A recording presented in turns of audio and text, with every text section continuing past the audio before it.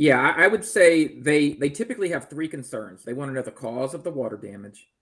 They want to know the extent of the damage, like interior components, whether it's finishes or structural components or whatever that may be. And then obviously the duration.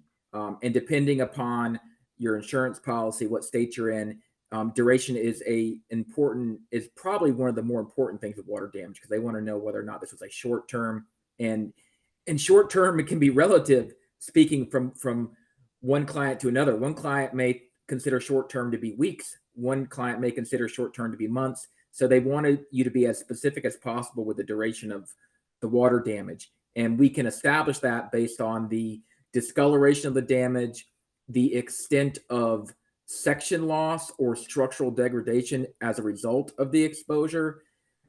Depending on what material it is, different materials will degrade in different rates. You have to take all that into account and basically provide them with that information so they can best apply it to their policy and determine whether or not the coverage of the claim. The only thing I would add to what Alex said is that uh, uh, there's going to be some kind of repair involved, I'm sure, with this kind of a loss. And so we need to be able to provide some advice on what kind of repair is appropriate.